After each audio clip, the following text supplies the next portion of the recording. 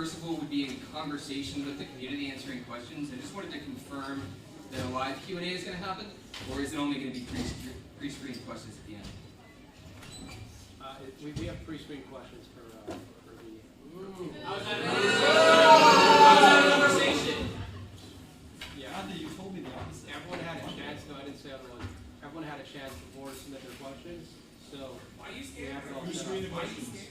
Pre-screen the questions. No one's scared. Give us a conversation. We submitted your questions. We submitted your questions. Okay, good afternoon. This is a recorded event. It's also being live streamed at this time. My name is John Michaels. I'm a professor here at the UCLA School of Law. Thank you for attending this event. Freedom of speech, which allows for the open exchange of ideas, is a core value at UCLA. As a learning environment, we never shy away from disagreement. Each member of the UCLA community has the right to present speakers and programs, as well as the right to protest speech. Today's speaker is brought to us by the UCLA chapter of the Federal Society. This event and invited Mr. James Percival and Professor Greg McNeil to UCLA. We understand that this talk may prompt sharp disagreement, and we recognize and value the rights of individuals to express their views. Without signs. But the university will not permit a response or a protest that is so disruptive as to effectively silence the invited speaker and prevent them from communicating with a willing audience.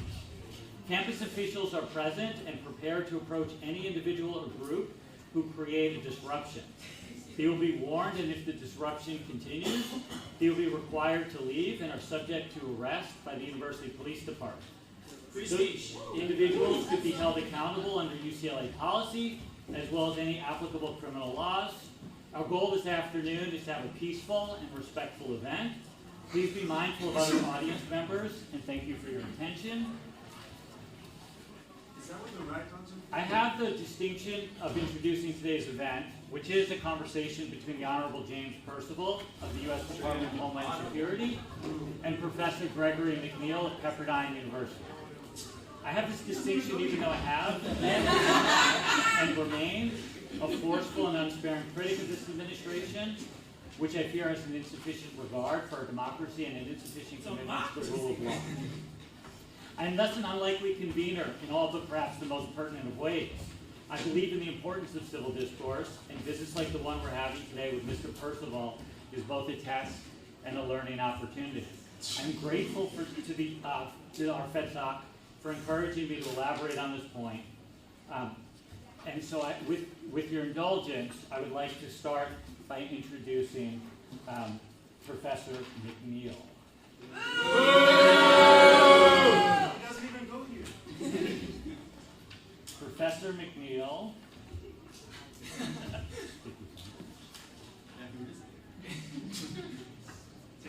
holds joint appointment at the Schools of Law and Public Policy at Pepperdine. He's a first-rate scholar with expertise in the critically vital field of law and technology.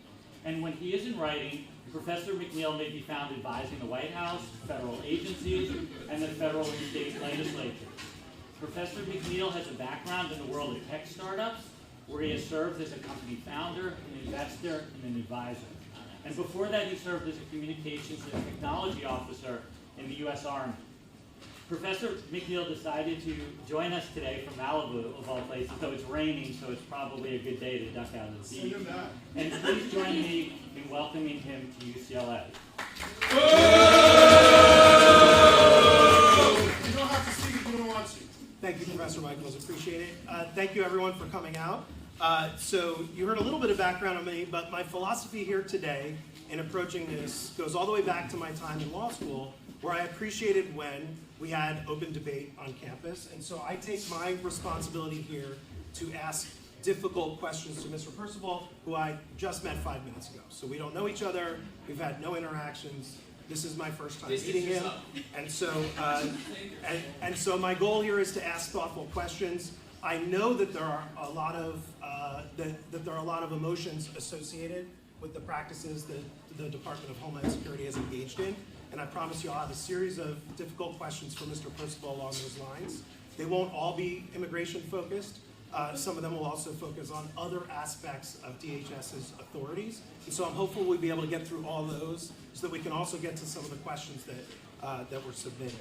And I did not do the screening on those questions. I have them here as a list, and I will read them in order and try and make this a fair and balanced discussion. So just to get started, I would love to know, Mr. Percival, how does someone get into this job? It's not like you're winning. It's not like you're winning friends by doing it. And so, what's the arc? What takes you into this job? The job is not only immigration enforcement; it's a law enforcement job. It's a security job. It's a regulatory job. What's the rationale behind doing this? Well, first of all, thank you for having me. My parents actually met at UCLA. I grew up in California. I was born just down the road in Redondo Beach, so it's nice to be here. You know, I've worked for government a long time. I really enjoy public service.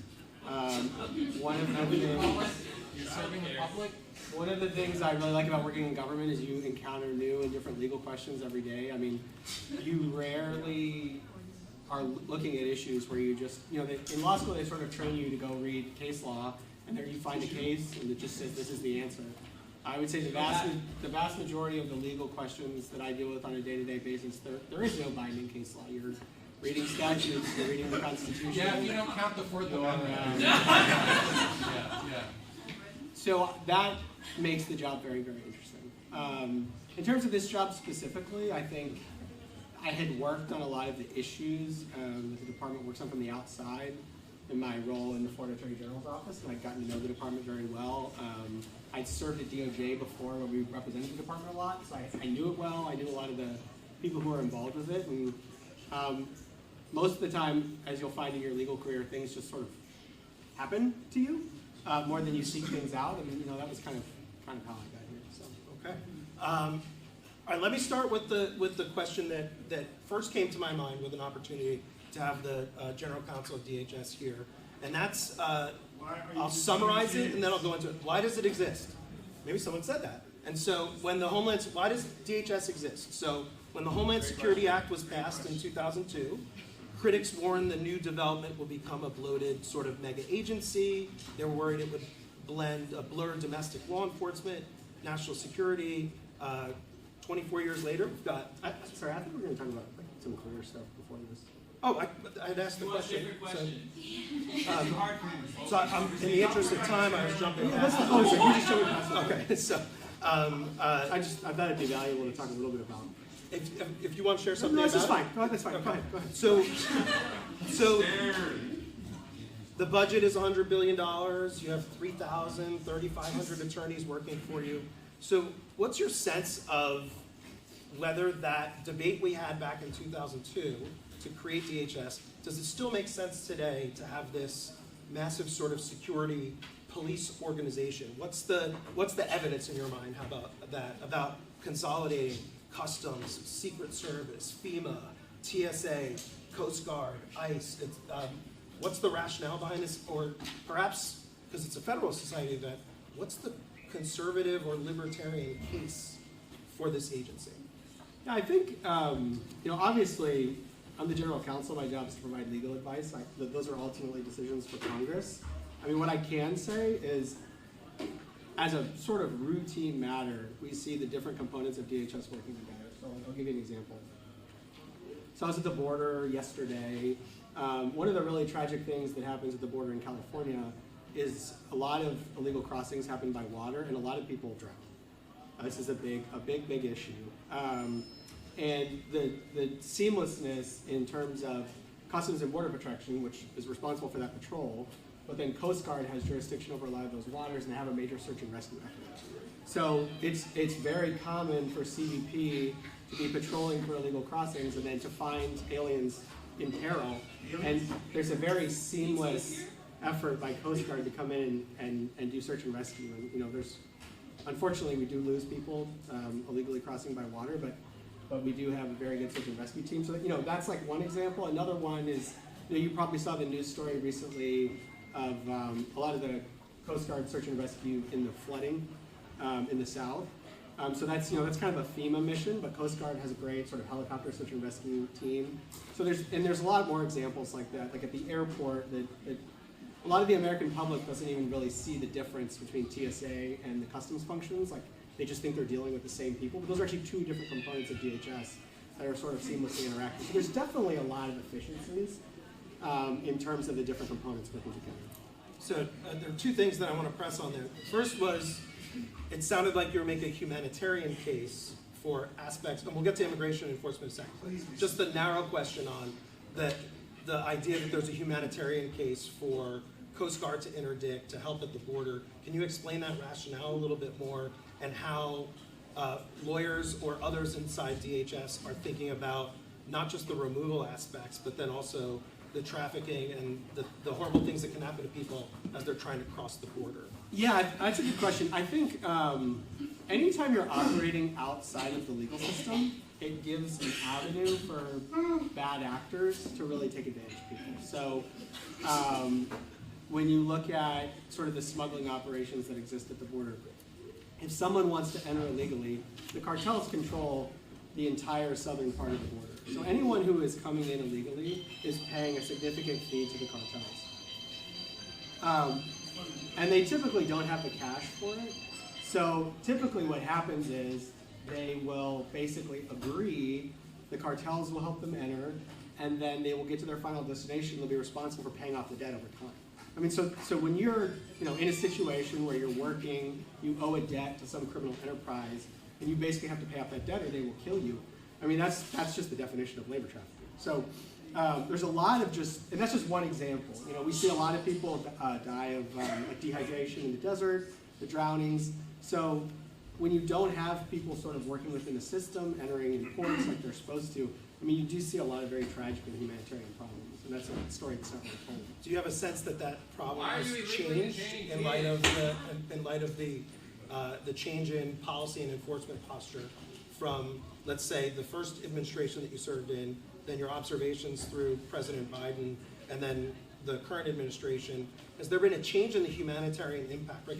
We have two levers here. We have the things that we see in the news of the stories of individuals who are being removed, sometimes separated from their family, and then we also have this other side of the ledger that you've articulated. Have you seen the balance change at all there? Like, what's the evidence that we are saving more people in those crossing and trafficking circumstances versus the disruption to families and communities on the other side?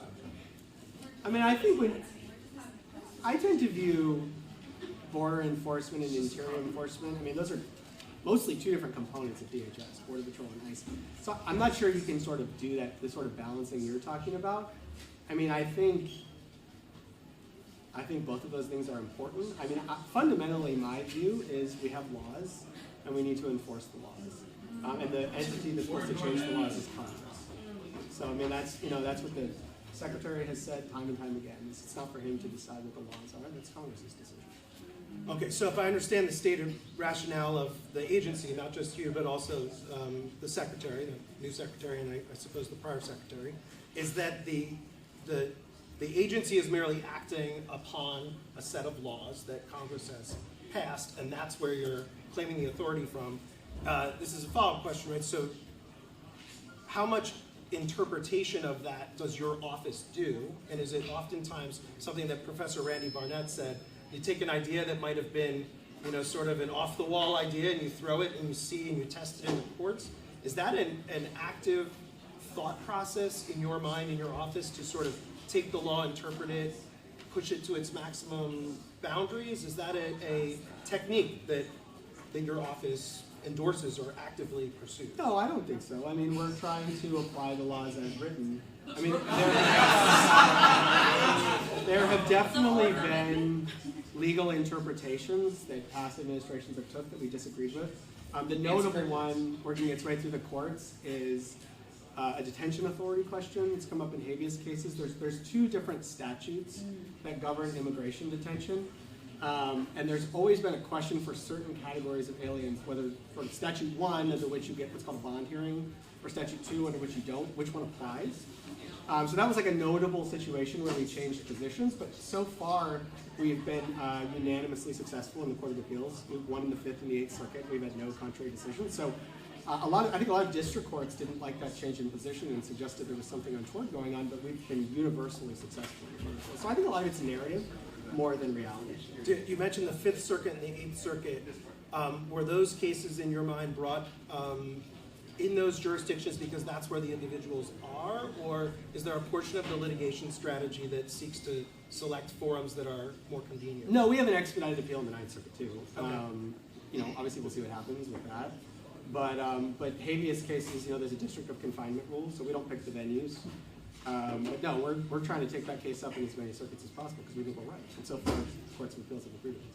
I want to press on this a little bit as we talk about the different circuits. And so in the interest of time, I skipped over a little bit of biographical introduction for you. So I'll share with the audience that you spent years in Florida defending what was known as SB 168. This prohibited Florida subdivisions from adopting sanctuary policies and required them to cooperate with ICE detainees. Not a winner with the audience. And so you argued in the 11th Circuit. That Florida's police power includes the authority to command its own subdivisions to align with federal immigration enforcement. So we have some principles that the students here at UCLA have learned about anti-commandeering that sort of cuts in the opposite direction, right, for states that resist. Congress can't compel state and local governments to engage in certain decisions. So I'm trying to understand or reconcile the DHS position under sort of a principle of federalism that you've endorsed before, where Florida may command its sheriffs to cooperate with ICE, but California may not forbid its sheriffs from doing the same. How do you thread that needle? Both are exercises of state authority. The state of California said we're not going to cooperate. State of Florida Florida says they will cooperate. How do I, taking sort of a principled federalist or federalism perspective, reconcile those two competing approaches legally? Yeah, so there's a couple of points I would make. I think in the first instance, it's worth sort of setting the table on what sanctuary policies are and are not. I think there's a lot of misunderstanding about what that is. So the sort of traditional model of immigration enforcement, which I think properly understood, a lot of people, not just on the right, would support. The traditional model of immigration enforcement is someone has an encounter with the police. They're arrested for a crime. And in the course of being booked into jail or prison, they're fingerprinted. Those fingerprints are shared with all sorts of law enforcement agencies. And then ICE will say, oh, hey, you have this person. They've committed domestic violence, aggravated assault, whatever it is. Once they've served their time, we'd like to pick them up and remove them. This was a very good system for many reasons. One, it's very efficient because when you get a transfer of custody from a jail, that means ICE is not going out into communities, which a lot of people don't like. It also... No, let me explain. So, number two, it focuses enforcement on the most dangerous people because these are people who've committed crimes. Traditionally, this was the model, which was let's focus our enforcement on people who are being encountered in jails. This is sufficient. This is like the best use of ICE resources. What happened was sanctuary jurisdictions said, we're not going to tell you who are in our jails. So that means they go in, you have a very dangerous person, let's say a murderer or a rapist. They go into the jail, they get released, from custody without a notification to ICE, and then ICE has to go to their home or their place of business or some other place. So actually, in my view, sanctuary jurisdictions and sanctuary policies are very contrary to what the left says they want, because they actually increase the type of behavior that the left claims to be most upset about. So sanctuary policies just make no sense to me. If the left is serious about what they think immigration enforcement should look like, then having a sanctuary policy is like the most insane thing you could ever do. Hold on, let me finish. But I'm setting up a point. So understood that way, it's important to understand it because the biggest thing that ICE is asking for is information sharing. right? And there is, so that on your federalism, on your federalism point, I think there's two relevant points. One is a lot of what the administration has been saying about sanctuary policies is a funding issue. That's South Dakota v. Dole. That's a totally different issue. But more generally, there's a Supreme Court case called Reno v. Condon, which I think at least leaves very much open the question whether merely requiring information, which is the principal thing that's being requested from states, even implicates the commandeering doctrine. So let me push back a little bit on this. The federalism case that I think I hear you making is that California or other sanctuary city policies are ill-advised or they're stupid, right? Let's just sort of say it simply. And so that's sort of, I'm trying to make your point for you. But isn't a principle of federalism that they can do as many stupid things as they want, right? Like people in California probably don't agree with Alabama politics either. And so it's up to those states to choose to make those decisions. And it's not really the federal government's place to say that the sanctuary city policies are counterproductive for their communities. Instead, they're saying, this is what we believe is right. It might be in an effort of protest. It might be in an effort to create a political problem. But those are all contemplated in our federalist system. And so what's the actual federalism critique of this approach as opposed to the policy? Well, I just gave you two. South Dakota v. Dole is one, which is if it's a condition on funding, none of these problems are implicated. All right, so spending clause. Spending clause. And that's been the administration's fundamental position, is that sanctuary cities should not receive federal funding. Point two is, you're talking about commandeering doctrine, but there's an open question that I think, in light of Reno v. Condon, about whether the mere request that states share information, because I think there's a misconception that what sanctuary policy, jurisdictions are saying is, we're not going to go out and arrest people. But that's not what they're being asked to do. The fundamental thing they're being asked to do is to share information and then just facilitate ICE coming and taking custody of people in the So I understand the policy correctly, or what you're articulating. Part one is that the de minimis request for information does not rise to the level that would implicate commandeering. Yeah, I think Reno v. Condon. Okay. And then the second point that I think I hear you making, or that the agency is making, is that part and parcel of this, and I think this is where you're going to get some pushback, is the facilitation part, right? So maybe sharing information that's one thing, but allowing someone into the jail cells, requiring officers or agencies or states to spend money to even respond to the requests or facilitate those removals in jail cells. That's where, as a person who's a deep believer in federalism, that's where I look at it and I say, it still feels like you're telling me, my local jurisdiction, what to do. What's the principle that underlies that second part when we get past the information request? Because it does seem a little more burdensome to facilitate those types of activities inside the jail cells. Yeah, so I think so the basic commandeering standard is whether you can force states to implement federal regulatory programs. And so the question is, merely providing information and then basically letting us in to facilitate a transfer of custody, does that rise to the level of forcing the states to implement a federal regulatory program? Our position is no. But I think that the other point is, at a minimum, the condition on funding is very straightforward, in my opinion. And we've met a lot of resistance from district judges on this, but I think this is a very obvious principle. So let me flip that principle around. Sorry, John. We have, if you all could please silence your phones, it would make the conversation a lot easier. So this is a follow-up question on the federalism point, what we might call de minimis sharing of information. Imagine a President Newsom takes office, and they're interested in implementing a gun buyback program. And they say, you know what, all we're asking for is information, state of Alabama, and then once we know where the guns are, Alabama, Texas, we're just asking for you to help facilitate that. I'm going to ask you to take your DHS hat off now and maybe put on your federalism hat. Do you think the same principles would apply in that circumstance? Well, I think there's a lurking Second Amendment issue in what you're asking. So I think the other things I would say is that this point about information sharing, this isn't just something we're asking. There's a law on this. It's 8 U.S. Code 1373. And so this is codified in statute. So in your hypothetical, it sounds like the president would be demanding something that's not reflected in law.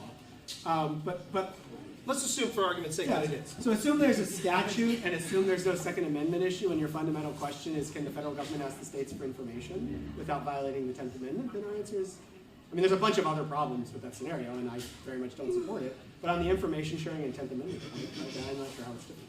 So Well, I guess the other thing I would say is that immigration is such a core sovereign function, and the state sort of gave that up to the federal government, you know. And so, you know, I think there's also a way in which you have to look at the 10th Amendment issues through that lens. So let me connect up, this is a statement, but I'll connect up those 2 points. In my second example on guns, it sounds like the fundamental hurdle for you would be with the resolution of the constitutional right there. And Well, so, there's also an enumerated power issue. I mean, I Okay. guess we're going to talk later about whether.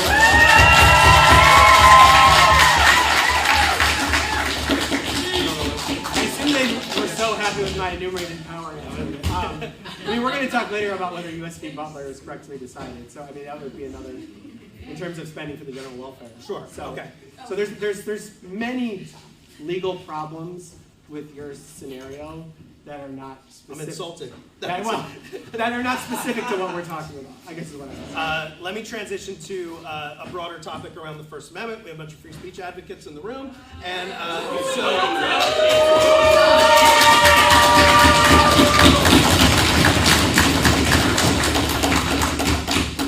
I'm trying to get to immigration, so to keep the applause down a little bit, guys. And so let's talk a little bit about one of the big controversies that happened from the Biden administration to the Trump administration. We've all perhaps forgotten about it, which was the concept of misinformation. So for much of the last 5 years, DHS components, including its cybersecurity component, a short-lived disinformation governance board, treated these categories that perhaps they didn't exist before as terms, I'm not sure, misinformation, disinformation, malinformation as cognizable threat categories that were subject to some level of enforcement by DHS. What in your office is the current legal definition of misinformation that DHS now operates on, if there is such a definition? And is there any category of speech short of incitement, true threats, or criminal fraud that DHS considers a threat? So- Palestine. So I am not aware of any definition of misinformation. I have not heard an operator use the word misinformation in the 15 months that I've been at DHS. I will say that we recently settled the Missouri case where this really came up and agreed to changes. I don't have the language of that in front of me, but we've been very transparent, where we've agreed to limitations on that going forward. So I think people who are interested in that should go read that consent decree. Pushing a little more on the First Amendment point, we've seen individuals who have been removed for what might be described as their speech, right? Secretary Rubio has come out and said, if you're going to come to America, you're going to be in our schools, you say things against America, out you go. I'm paraphrasing. What is DHS's position on the intersection between that speech right and the removal of individuals? That's part one of the question. And then part two, would you concede that that might have a chilling effect on people who are not legally subject to removal? Might have a chilling effect on their speech? Well, so I'll say a couple things about that. So the authority at issue in those cases is an authority owned by the Secretary of State. There's two of them. One is in the what's called the deportability section of the Immigration Nationality Act. One is on the inadmissibility. But I don't have the statutory language in front of me, but it's something to the effect that the Secretary makes a finding that the presence of the alien is contrary to the interests of the United States. And then that makes the alien deportable. So the way that works is the Secretary of State makes the finding, and then that changes their legal status such that they're deportable. So our role in that is somewhat limited. You know, once the Secretary of State makes his determination, then we enforce that through immigration proceedings. On the speech issue, I mean, this is obviously percolating through the courts. But there are times in which the stuff that you say has some independent significance that makes it relevant, right? You know, a threat means, if you say, I'm going to go do this thing, and that thing is threatening, then we can, without violating your speech rights, we can take notice of the fact that someone is threatening to do things, you know, as an example. So in this context, I think trying to make a determination about whether the presence of an alien has a detrimental effect on U.S. Why are you interests. so red? Sometimes I was actually at the border yesterday. I got a little sunburn. Sorry, I totally lost my train of thought. I think there are times in which determining whether the presence of an alien has a contrary effect on U.S. interests necessarily might require you to consider speech-like activities. Okay, so the U.S. the interests of the individuals, and where I was trying to lead you here is the level of due process that individuals who are here in whatever status they are, but let's say they don't have citizenship, but they're here in some other status. At your confirmation hearing, you talked about due process. And as law professors and law students, we learn different elements of due process. And one of your comments was, in answer to a question from one of the senators, you answered, when Senator Blumenthal asked whether non-citizens are entitled to due process, you answered, and this was the quote as I pulled it, due process is not a one-size-fits-all, and whatever process they are due is going to vary significantly, and then you pointed to expedited removal as one example. So I'd really like to have you walk us through, that was your confirmation hearing statement, so I would like you to walk us through the DHS position, the analytical framework of the sort of minimum irreducible floor of due process that a person is entitled to, because when immigration policies were initially begun to be enforced, we could think of the Obrego Garcia case. There were lots of commentary. There were senators commenting, saying that this is basically just information from an executive agency that is now acting on their own information, right? So no real checks and balances on that. And is that the minimum reducible floor of due process that the agency takes? Or how is it tiered? Like what's going on inside your office as you analyze those questions? Because there is the chance, and in fact there might be some evidence, that the wrong person is picked up and removed. I gave you both. I gave it both ways. Come on. And so go ahead. Well, let me take that. There's a few different pieces there. I mean, the first thing, and the point I was trying to make in my confirmation hearing, is it's sort of become part of our sort of way of speaking to use the term due process. Like those two words together are a noun. This is like a grammatical thing. In reality, due is an adjective and process is a noun. So I think people have this misconception that there's like one thing that is due process. But like if you read Matthews v. Eldridge, Supreme Court case on this, the process that's due is going to depend on a bunch of factors. And so you sort of do this balancing test to figure out whether the amount of process you have for a given scenario is sufficient. And if you look across the federal government, the amount of process and regulations for different things, I mean, it varies widely. Sometimes it's an agency adjudication, sometimes you're in federal court, sometimes you're filing something directly with the Court of Appeals. So I just, like, the point I was trying to make in my hearing is, like, to actually understand the combination of words, due being an adjective and process being a noun, and not due process as like a certain set of procedures. So let me push on that. Let me push on that Eldridge point, okay? The Matthews versus Eldridge point. So you mentioned the balancing test. The things that we should be balancing in that for the court are the private interest, the government interest, and then most importantly, in my view, the risk of error. And so how is DHS weighing those various factors in the fact patterns that we're seeing, right? Particularly removals in communities where people have been in those communities for a longer period of time than the person who just came over the border. I'll grant you that might be factually distinct. Some might disagree with me. And so what's the balancing of those equities? And I'm particularly concerned about the risk of error.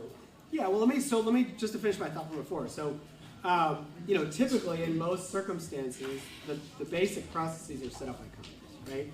So in immigration, I mean, there's a few other things that come up occasionally, but there's basically two sets of processes. There's what we call 240 proceedings, which is INA 240, that's immigration proceedings before an immigration judge.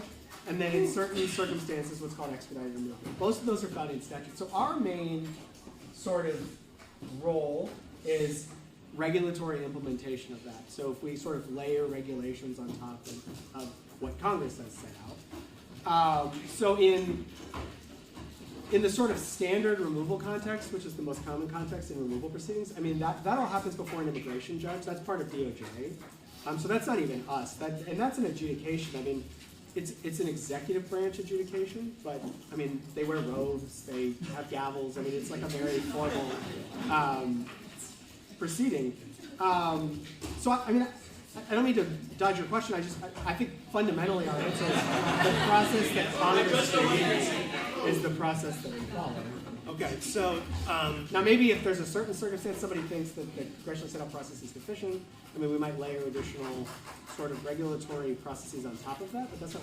but I think it's certainly the case, in my view, that DHS has looked at that process that exists and has determined that the agency will push as hard as possible within that process to achieve its policy goals. I don't think that's right, actually. Why?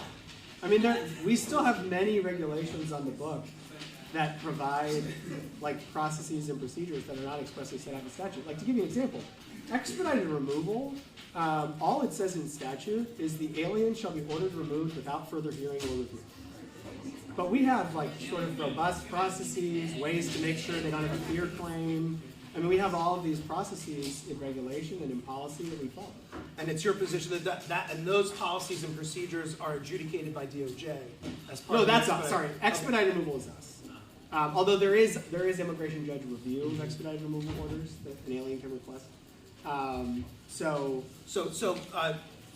this is bringing me back to where maybe I inartfully framed the question. It strikes me as the opportunity to achieve certain policy goals would be to squeeze more things through the expedited removal process, because that keeps it all within DHS without a third-party review, even if it's a different agency's third-party review with robe-wearing executive appointments.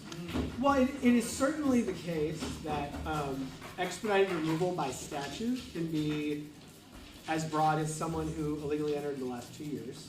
And it has historically been narrowed by regulation. So that's something that we removed. We expanded it to its statutory maximum. So Okay. in that sense, you're correct. But I would not say that we narrowed the underlying procedures. We just expanded the pool of eligible aliens to track what Congress had authorized, whereas the agency in the wake of the 1996 amendments to immigration law had sort of made that much, much more narrow than what Congress had authorized. All right, let's talk about another area We were where told there would be 15 minutes of audience Q&A in the invitation.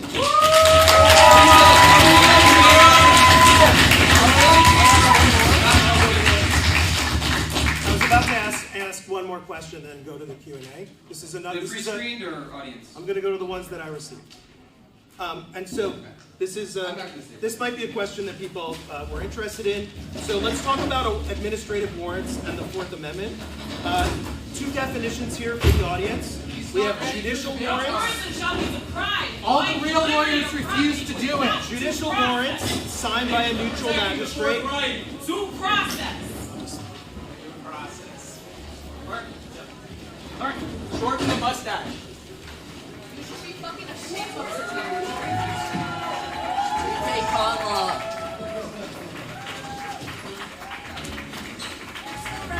So we have two definitions of warrants that I think are important. They get mixed in the public dialogue, but I think they're important here. One is a judicial warrant issued by a neutral and detached magistrate. That's what we picture under the Fourth Amendment. Then there are also administrative warrants, which are filled out on a form by immigration enforcement, signed by an ICE officer, not a judge. Courts in the Seventh Circuit and several district courts have questioned whether administrative warrants justify home entry or detainer-based arrests. And so why should we, as the American public, accept these administrative warrants as meeting the requirements of the Fourth Amendment? That is to say, how are they sufficient for anything beyond a consensual encounter? Are they sufficient to go into a home? So help us understand the agency's position on sort of a maximalist approach, my words, to administrative warrants in lieu of a judicially issued warrant. Yeah, so I think it's helpful to just kind of solve some misconceptions about administrative warrants. So immigration enforcement is sort of fundamentally two things. It's civil rather than criminal, and it's administrative rather than judicial. So it's civil because the ultimate remedy you're seeking is a removal order. You're not seeking to incarcerate someone, you're not seeking to punish them, so it's a civil remedy. It's administrative because it's adjudicated by an executive branch official. it's not adjudicated by a judge. So, you know, when you think about administrative warrants, you think about the entire process of immigration removal. I mean, all of that is adjudicated by an executive branch official. All an administrative warrant means is that it's granted by an executive branch official. So it's always been surprising. But isn't that everything that matters? Well, right? But my point is just, it's always been strange to me that people do not question the ability of the executive branch to adjudicate soup to nuts the removability of the alien, the asylum claim, you know, and everything in between. But for some reason, they do question the executive branch's ability to issue a warrant. That's always struck me as an odd place to focus on. But the point I want to make, the INA expressly authorizes administrative rather than judicial warrants. In fact, if you went to a federal judge and said, I want to make an immigration arrest, please give me a judicial warrant, the judge won't give it to you because it's not authorized. Now, the debate is actually much narrower than people think. So for your sort of run-of-the-mill arrest of an alien that's not in a home, there's really not a debate that administrative warrants are the appropriate way to do that. In fact, we have a lot of lawsuits now filed by organizations on the left, like the ACLU, that are actually upset with us because we're not using administrative warrants enough. They really What's the nature of that claim? I'm sort of so there's two arrest authorities. There's a warrantless arrest authority, and then there's an administrative arrest authority. And then there's a question of, it's in 8 U.S. Code 1357, sort of lays out when you can make a warrantless arrest. And so the nature of these cases, and I don't know if it's ACLU or some similar entity, but they're bringing these lawsuits around the country that's basically saying ICE is not getting enough administrative warrants. So the question that's come up there, and the one judicial warrants. Answer the question. I'm building to it. What you're touching on is specifically in the context of home entry, because that's the only place where people on the right or the left who are students in this area of law are questioning the validity of administrative warrants. And there's a case called United States v. Lucas out of the 8th Circuit that touches on this very well, which it basically says in areas where administrative warrants have been historically recognized, like immigration, and in areas where there's already been a complete adjudication of the underlying question by a neutral and detached magistrate. When you have both of those things, then an administrative warrant allows you to enter a residence. So what the practice that has, people have raised questions about, it's not using administrative warrants to enter homes in all circumstances. It's using them in a very specific circumstance. This is when you have an enforceable final order of removal. Because the theory is the probable cause determination doesn't, there's no probable cause determination because actually a neutral and detached magistrate has already found more than probable cause. They found by a preponderance that the alien is removable. Having said all of, well, okay. If you can prove by a preponderance of the evidence to this, let's concede, I might not agree with it, that this administrative judge is neutral and detached, then you've met well, they're not. Then you have a broader due process you've met the showing, though. If you've got a preponderance of the evidence, you've met the showing to go to a judge and get a warrant pursuant to probable cause. Right, and this goes back to the civil point. So there's not a mechanism for a federal judge to issue a civil immigration arrest warrant. So there's no statutory basis for that. Exactly. So if you walked into a judge, they wouldn't give it to you. So, but hold on. But I had a final point on the last point, just to wrap it up. So the other point I want to make is as the general counsel, your job is to provide legal options to say this is what the law requires. But one point I always make as the general counsel is there's always a can question and a should question, which is you can do this, but should you? And the should question is for policymakers to make. And in areas like the Fourth Amendment, where there's a very sort of strong feeling about it, there's a long-standing interest, there's always a policy question about whether to do the legal minimum or whether to do more. And I would say that debate is very much going on now. It's been a subject of back and forth as part of the funding negotiations. The incoming secretary, Mark Wayne Mullen, has, if you go back and watch his confirmation hearing, he has his own views about this. So I say that just to say, you're asking me about this sort of discrete legal question, but I think from a policy perspective, there's a broader debate going on. And as the general counsel, I don't have an opinion on that. I'm going to take my lead from the secretary. So are you telling me that you could not, in the menu of policy options that you give to leadership, you could not recommend that, given the fact that there's a preponderance of the evidence that's sufficient for these administrative warrants, you could not recommend, hey, listen, as a policy matter, why don't we take it to an Article 3 judge? Are you saying you don't have a legal mechanism by which to do that? There's no statutory foundation?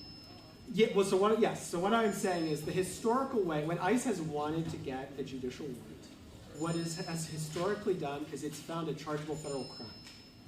So there's many federal crimes that exist in immigration law. So you find a crime like that, and then you can get a warrant for the underlying criminal activity. And a lot of civil immigration removability, when an alien finds himself in that circumstance, they've also committed illegal entry, failure to provide an accurate address. There's a bunch of criminal statutes. So the typical strategic way that ICE would get a judicial warrant is it would find some crime to charge. But in terms of I just want to go to a judge and I have an executable final order of removal and I want a judicial warrant, there's no mechanism in law for that. But I thought the position of the administration was that these people didn't just enter illegally, they've also, as you sort of mentioned, committed other crimes. And so is there a policy sort of flow analytically inside DHS that would say when it's possible, when there's a statutory basis to go before an Article 3 judge, that's preferred? We know, DOJ has the DIOP, right, the Domestic Investigation Operations Guidelines, U.S. Attorneys Manuals that make these policy judgments for us, and oftentimes those policy judgments are public. Is there a rationale inside DHS that says if we can go to an Article 3 judge, we will, or is it we just go with the faster, more expedited administrative approach? No, I always want to be careful on these things, not to speak for my clients and just to speak to the legal issues. But if you go back and look at the most recent congressional hearings on this, the number of times that ICE had used this theory of using an administrative warrant to enter a home, I think it was under 50 times total. It was very, very low. So I do think their practice is to get a judicial warrant whenever possible. But again, I don't want to speak for my client, and I think there's an interesting policy debate going on about whether to layer on additional legal, additional protections that might not be strictly required by law. And I definitely don't want to speak for that. So, in my follow-up questions were mostly related to a series of Fourth Amendment questions that we've received from the audience. We had questions about neutral and detached, questions about probable cause, questions about what process individuals are due, why it's not a Fourth Amendment violation to enter individuals' homes in these circumstances. But I want to go back to the fundamental question. At what point does a person who has entered the United States, in your view or in the department's view, at what point in time do they begin to be sufficiently connected to the community such that they have Fourth Amendment rights? I mean, I've never articulated the agency's legal position as illegal aliens have no Fourth Amendment rights. I think the touchstone of the Fourth Amendment is reasonableness. And so we've looked at it more from the perspective of, how your status and your time here kind of affects the ultimate reasonableness inquiry, as opposed to a bright line of this category of people have no Fourth Amendment rights, this category of people have full Fourth Amendment rights. I think we've always looked at it more as something to be considered in the ultimate reasonableness inquiry. To answer your question on presence, I mean, our view is that Congress authorized expedited removal up to 2 years, and that doing that is lawful under both the Fourth and Fifth Amendment. I mean, what I would say though is that expedited removal. But how does Congress change the scope of the Fourth Amendment? You think of sort of like Verdugo, he's brought here against his will, he doesn't have sufficient connections or ties to the United States. We look at that one feels a little bit easier for me on one end of the spectrum. But then you take my grandmother who came here from Mexico. She was born in Mexico. She came into the United States. There was no process. If DHS ICE went to her house when she's 70 years old, do we look at that one and say, despite being here, having kids, having grandkids, that she has no Fourth Amendment rights? At what point in time do Fourth Amendment rights attach in these fact patterns? Well, I mean, I think I answered that, which is that I don't think there is a time when Fourth Amendment rights attach. I think it's more of a spectrum of governed by a reasonableness inquiry. I mean, the other point I was going to make about expedited removal is expedited removal, there's a 2-year scope, but there's also a narrow set of circumstances. Expedited removal doesn't just apply to everybody who's been here for 2 years.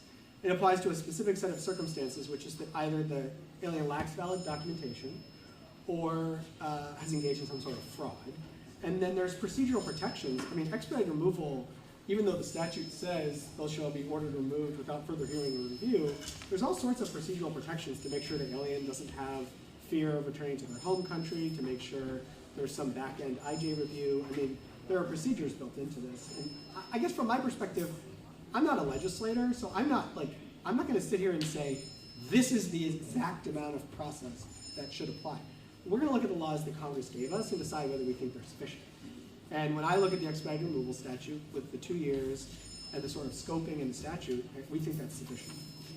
So I have 3 more questions on the student submitted question list, but I probably have time for one more. So I'll go with this broad one. Removal numbers, some have reported were higher during President Obama's administration than under President Trump. If DHS wanted to materially increase removals today, what are the most effective legal and operational levers it could pull within existing statutory and constitutional limits? Or are you at the limit of your statutory and regulatory authority? Or is this like a prudence thing and the agency is actually holding back and we should be fearful of more for those who would be fearful? Or there's more possible for those who wish there was more? Where are you sitting within your view of the statutory and regulatory authorities that the agency has? I mean, I guess I would say a couple of things. I mean, first, just to respond. That's not freedom of speech. Just to respond directly to your point about Obama's numbers. One thing people have to understand when you see removal numbers is people who get picked up at the border and immediately repatriated, those are baked into removal numbers. So when you have a very and those are very easy removals to effectuate, right? Because the person that's encountered, probably subject to expedited removal, they're immediately loaded on a plane, etc. So when you have a very out of control southern border, it actually bakes the numbers to make the removal numbers look high. Whereas when you have a very under control border and all of your removals are interior removals, that's going to make your removal numbers look lower. But it's really apples and oranges. And so I think that's just something to keep in mind when you're trying So are you saying under that standard, President Obama did not have high removal numbers? I'm not saying they weren't high. I'm just saying if you were just to put President Trump's numbers up and Obama's numbers up and say, oh, like, that just means that he's being more aggressive in the interior, Obama, or something like that.